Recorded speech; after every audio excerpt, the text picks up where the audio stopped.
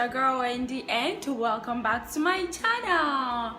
I hope you guys are having an amazing day. I hope you're having an amazing week, and I hope after watching my video you're going to have a much better day. So for today's video, I've decided to talk about the challenges I faced since living in Malaysia and all the things that I have learned since living in Malaysia. So as usual, I have my notebook here so I remember everything that I'll be talking about. So let's get started. So firstly, I'll be talking about the challenges I faced while living in Malaysia, and I'll be talking about 3 different challenges.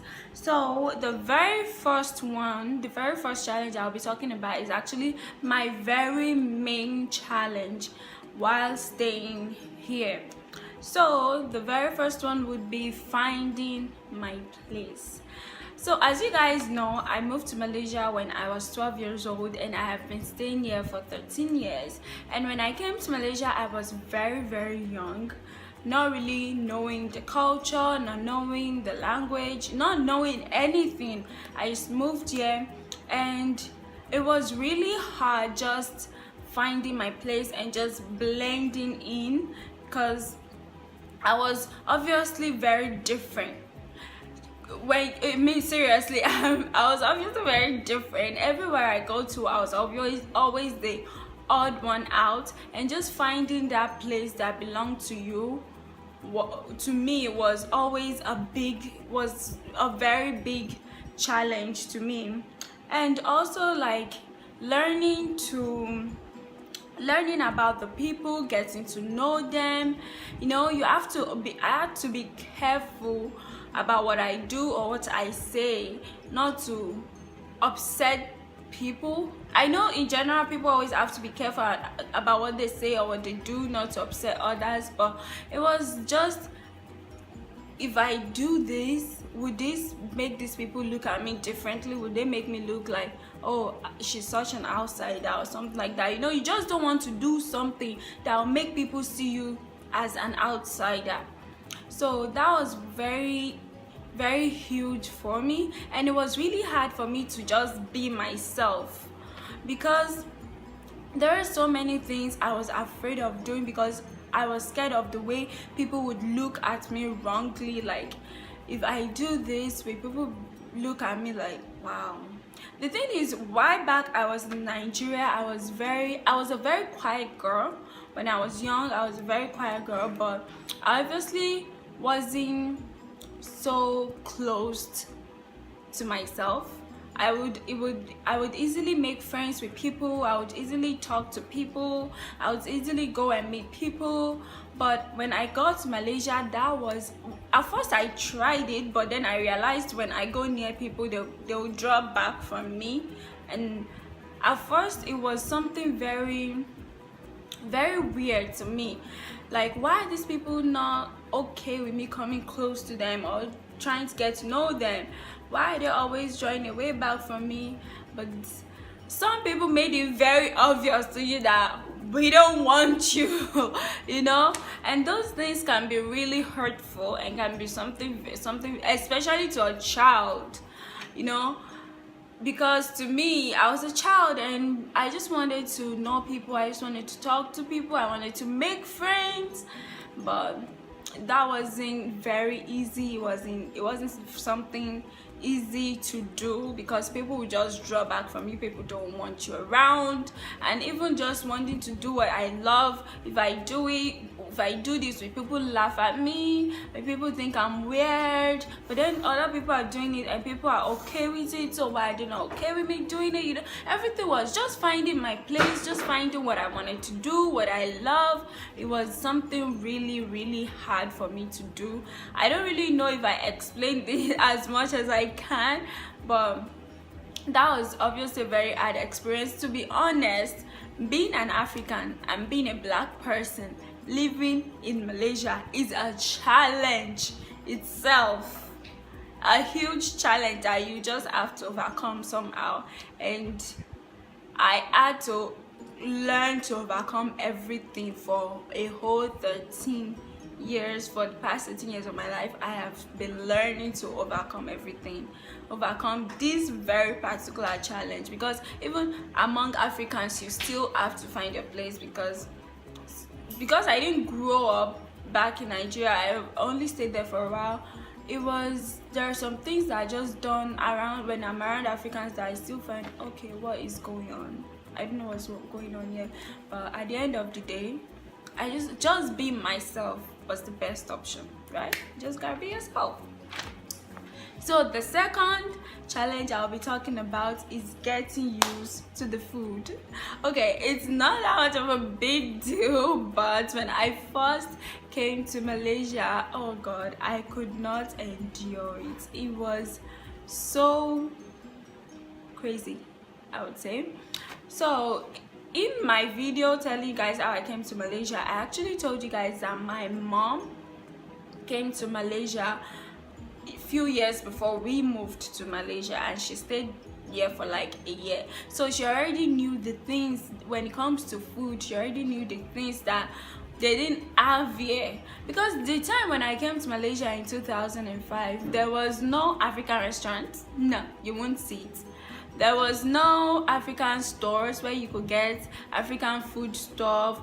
There was no place for you to get things for your hair, like you wouldn't get extensions. There was no such thing. So it's people from Nigeria that will bring, if you're traveling to Nigeria, you bring it with you, or if you have friends and family coming from Nigeria, just beg them to put a space for you in their bag to bring things for you. So when we were coming to Malaysia, my mom was like, you guys don't need clothes, we'll go and shop for you, but the things we are going to be putting in your box are things that you would need. Like, we packed extensions, we packed food, we packed so many things. When we're coming, definitely not clothes. very little clothes.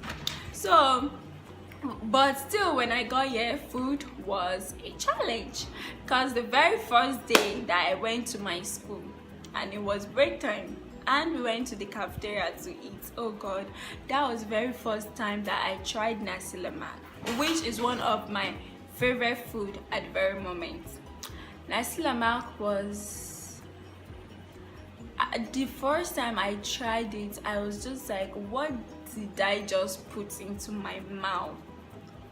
I really wanted, I think I spat it out. I could not eat it. I threw it away. I could not eat it. Oh god, I'm so sorry, but at that time that thing was just not it in my mouth, and it was very sweet. I was just like, and to me, it being sweet meant they added sugar to it then. So I was like, why would they add sugar to food? And nasi lemak looked like rice and stew, so that was like the best option of what to eat then. So when I just put it in my mouth, and I was just like, what is this? So food was definitely one of my, getting used to the food was definitely one of my challenge. When I first came to Malaysia, I could not eat the snacks. My mom first, she saw something that looked like cheese balls from Nigeria. She knew we loved cheese balls there in Nigeria, so she got this really huge pack and brought it back home for us to eat. Oh god, we were like, no, that is a waste of money. I cannot eat that. But now I love that snack. So now I really love Malaysian food right now. Malaysian food is one of my favorite things to eat. Actually, generally Asian food is one of my favorite things to eat, but yeah. The third challenge that I will be talking about is education and academics. Going through my school here in Malaysia and studying was a bit of a challenge for me. Like, so many things happened along the way. Like, it wasn't hard for me to get to school or get a school or get into university. Those were not hard. It was pretty easy for me. Getting into high school, getting into university was easy, but there were just so many things along the way. There were so many bumps. So I just had to go through. The reason why I'm mentioning it in the list of my challenges is because it really was a challenge. And along the line, there were so many times that you would just think, should I just give up? No. Apart from that, the course that I chose was something that was very complicated for me to get a hand on, because I studied media informatics, and when people ask me what media informatics, it's truthfully to me it's kind of hard to explain. So I just tell them it's a combination of media, of IT, and of business. That is what I always say. And the media part for me was easy because the media part was quite artistic, and I've always been really into art, so it was really easy for me to get a hold of the media part. But the IT part and the business part, I have never been a fan of business. I just do not like business. Even in high school, I didn't like business. And IT was a huge challenge for me for a very long time. It was, because now IT is I can get a hold on it. But I had issues with the basics, and then without even learning basics, they just wanted to push me to advance straight away, and things like that can be really hard. But with learning, I got through it. So at some point I was just like, can I just quit this course and just look for something else? Like, why am I doing media informatics? Let me just go and do mass communication. I just get on with it. But I just thought, what would giving up do to me? Like, media informatics, I'm able to learn different things, and from different areas and stuff, I'm able to pick up different things. So why not just stick to it and just finish it? And to God be the glory, I'm at this point right now. I'm done with my school. I'm done. I've submitted all my results is out to just be staying easy. So there were just so many challenges when it came to finishing to my academics and just finishing my school, and I just feel like I had to mention because it was a challenge and I got over it.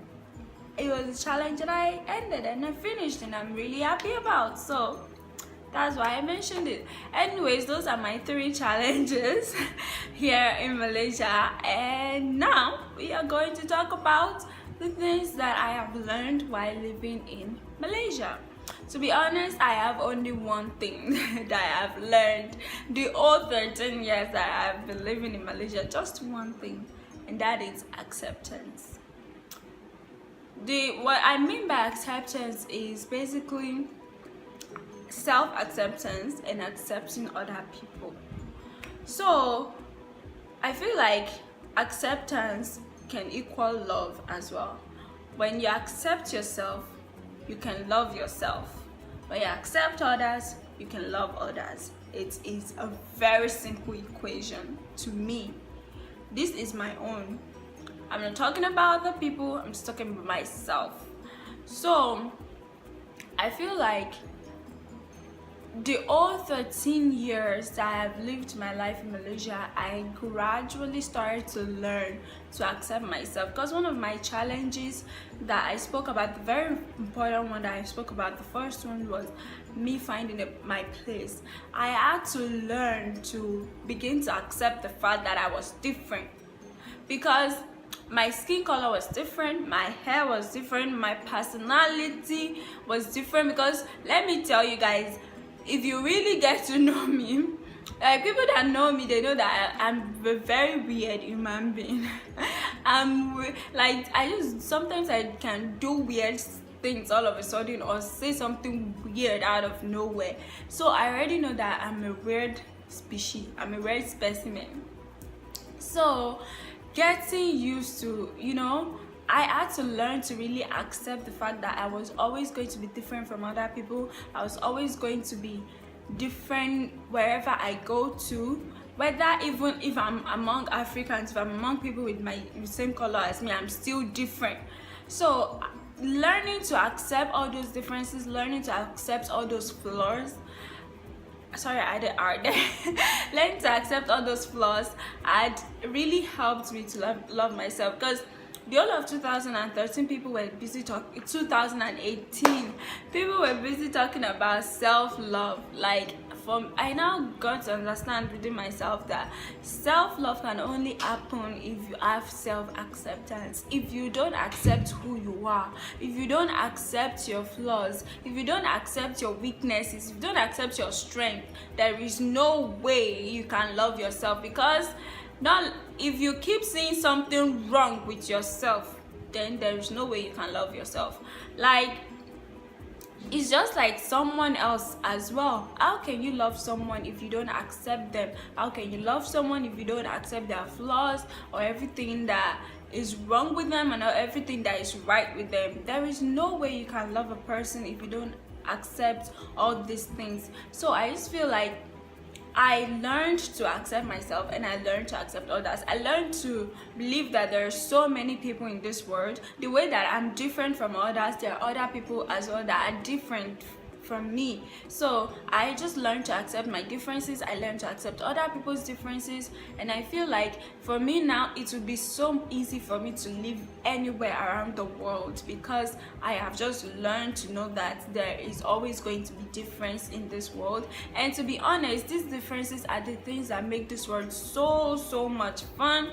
I mean, being different from everyone has made me have as much fun as possible. And even though I had all these challenges and everything, I got to meet a whole bunch of different and amazing friends here, who I learned also to accept them, and they learned to accept me, and we learned to just love each other and create a bond and friendship that was great.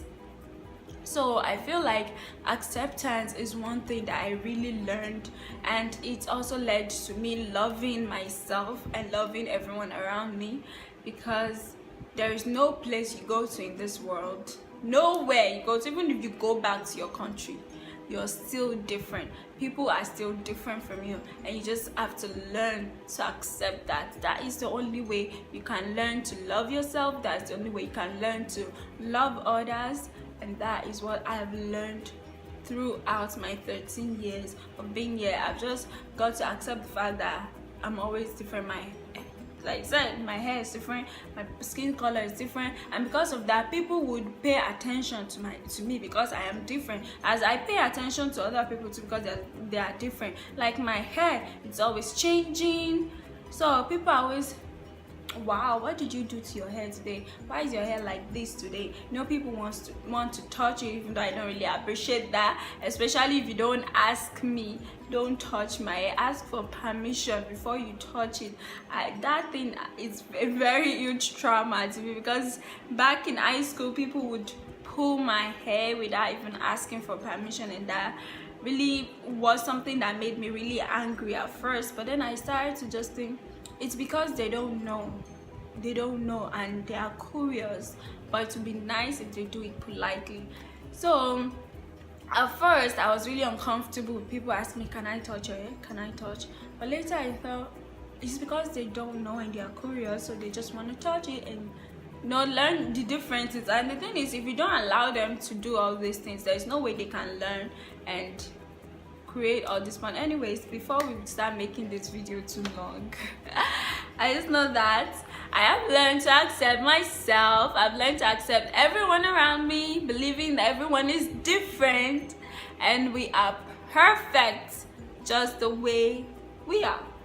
And anyways, that is it for today's video. I hope you guys enjoy watching. I hope you guys love it, and thank you so much for watching to this very point. And I am very sure this video is very long, so the fact that I got to this point is something that I'm thankful for.